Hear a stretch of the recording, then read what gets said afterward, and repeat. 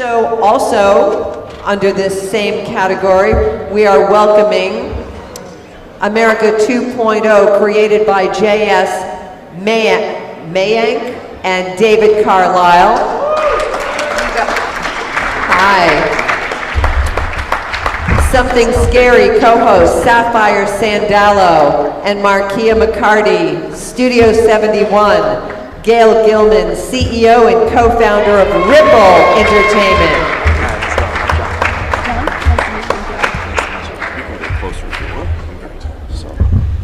All right, thanks Hey, can everybody hear me? Great, thanks.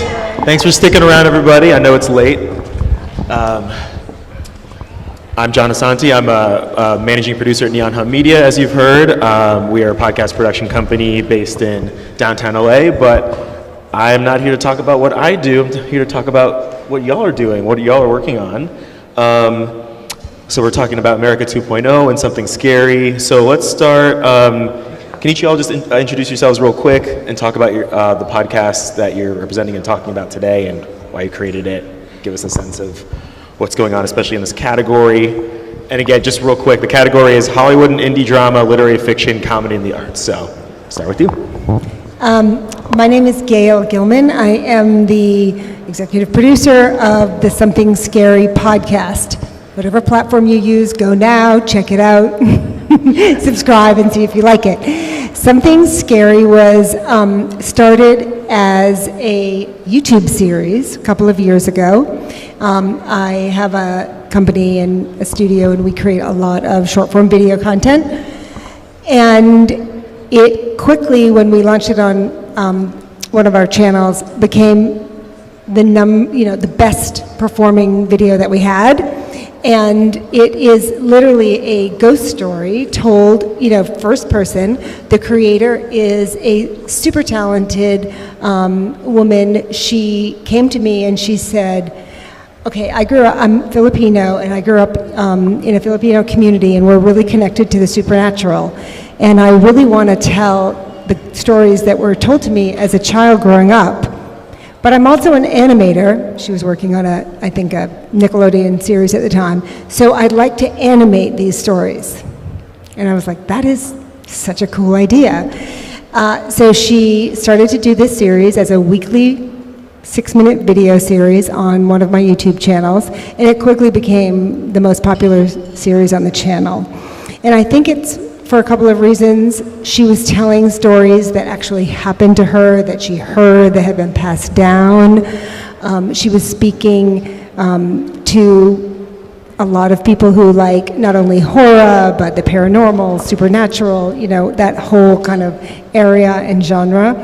So last year, I was thinking, she has such a great way of storytelling, and she has such a great voice. We ought to consider developing this as a podcast.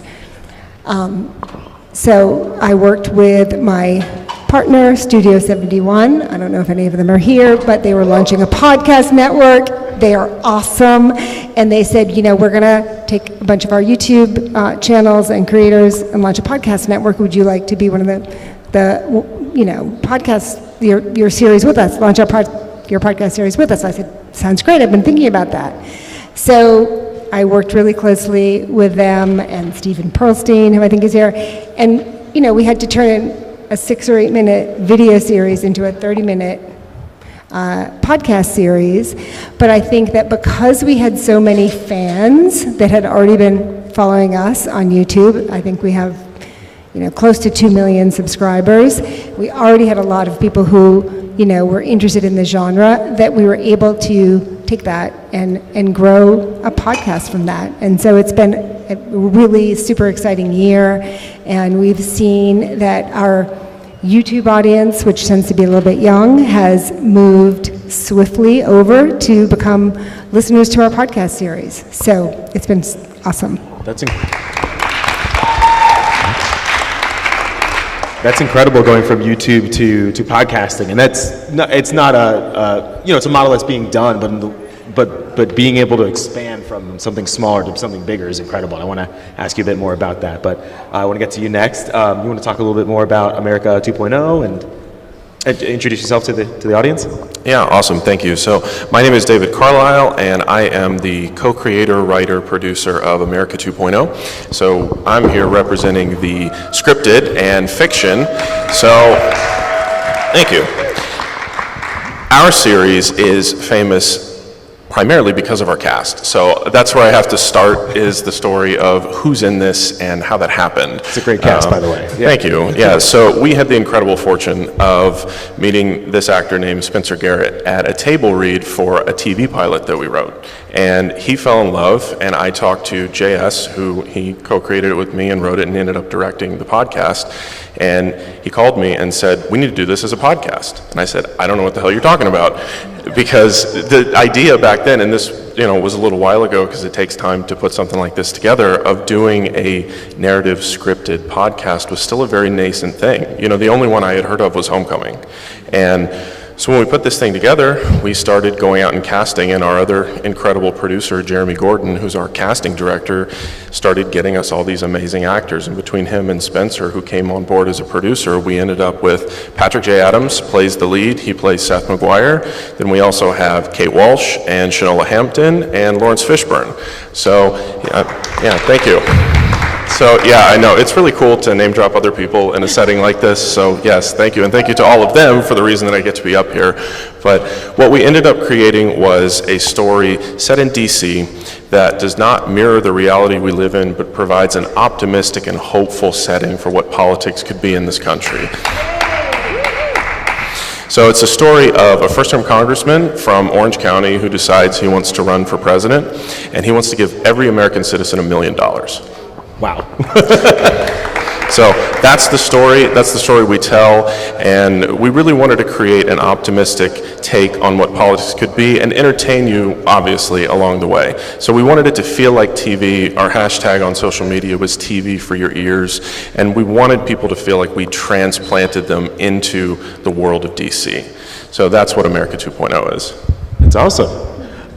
Before I come back to you, Gail, I just want to ask you, Dave, real quick, why do you think that America 2.0 worked as a podcast first in this concept before going to TV? I'm just interested, especially because scripted fiction is growing so much in the podcast scene. Yeah, so that was like the first hurdle that we had to clear was, one, how do you tell the story? We wanted to go out there and create something where it wasn't just talking heads and two people. We really wanted to put you in the scene. And you have to figure out a way to do that. So the first thing we created was the concept of an interviewer character. Rather than having an omniscient narrator like a lot of scripted podcasts do, Right. we wanted to do our lead being interviewed and kind of set the scene that way. And then, spoiler alert, we reveal at the very end they're actually on Air Force One. So that's what's going on the whole time. Yeah, so that's really the setting that we used to create that structure so that people could follow along and understand. And, the challenge of writing something like this comes in helping people follow along a long list of characters and keep the voices distinct. So we had to play with time a little bit. It's not told completely linearly because we need to limit the number of characters in each individual episode. So there were a lot of challenges and hurdles that we had to really figure out, like, how is this going to work narratively? But the biggest thing is, if you want to tell a story like this, and especially if you're trying to tackle something like politics now, right, that can be incendiary, just people hear it and they turn off, but we wanted to tell it in an optimistic way, well, the best thing to do is just go make it yourself. And if I can tell one story to every writer that wants to make it in this town, if you have an idea that you believe in and you know other people believe in it too, don't take no for an answer and just do it. If it takes you putting your own money in and you have to make it happen that way, just do it. And that's what we did, and that's how we made it. That's what's up. All right. Listen to David. Thank you. All right, Gail, so many questions to ask you about taking this web series, this with a lot of animation and everything, and turning it into a podcast.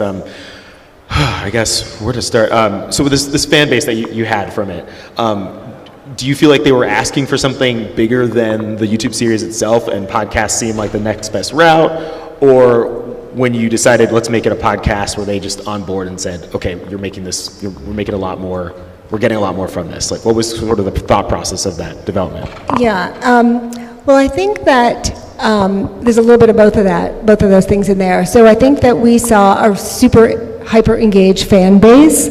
They showed up every week for the video release. They commented on the video.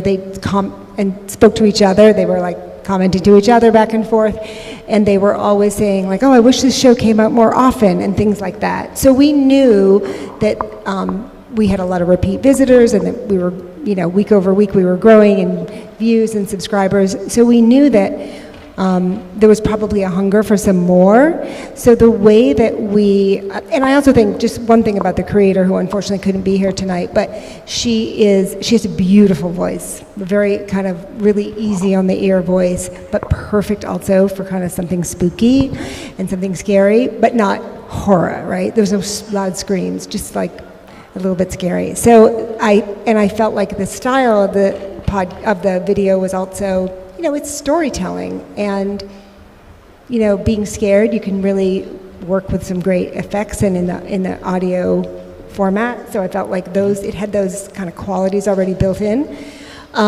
So when we decided to develop it as a podcast, we thought, well, we have to make it longer because, we're only doing an 8-minute video. We need to do a 30-minute podcast. So what we're going to do is we're going to tell our YouTube audience and fans, hey, if you want more of something scary, go listen to our podcast. Right. Okay. And so our super fans who, weren't satisfied with just, 1 8-minute video a week, immediately went over and got, 3 additional stories in the podcast version because it was longer. And that really was exciting for them. They'd been asking for more, but we couldn't do a longer animated show because of the, constraints of being weekly. So Right. those were the kind of creative considerations and kind of the way that we positioned it, is if you like this, go over and hear our podcast, and if you like more something scary. Excellent. And we don't have much time, but real quick, what's next for Something Scary? Are we going to see, are y'all continue on the weekly route, or is there going to be, a series within a series coming up? What's next? All of those things. Yeah. We are building a great big network of scary content. My background is originally documentary and unscripted, so in addition to Something Scary, there will be other kind of real life, did you see a ghost kind of series, and we're also looking towards the scripted world, where obviously there's a lot of territory to mine based on, the stories that we've already told in the unscripted things. So we're out to build a big network of kind of spooky ghost stories and their fans. Excellent. And David, what's next for America 2.0? Is there going to be another season, or? So we are keeping the mystery a little right now. We are not yet ready to announce what's next, but the story's not over. We are very much still telling the story of Seth MacGuire and what's going to happen in D.C. Got it. All right, cliffhanger. All right, everybody give it up for Gail Gilman, CEO and co-founder of Ripple Entertainment, and David Carlisle, a co-creator of America 2.0.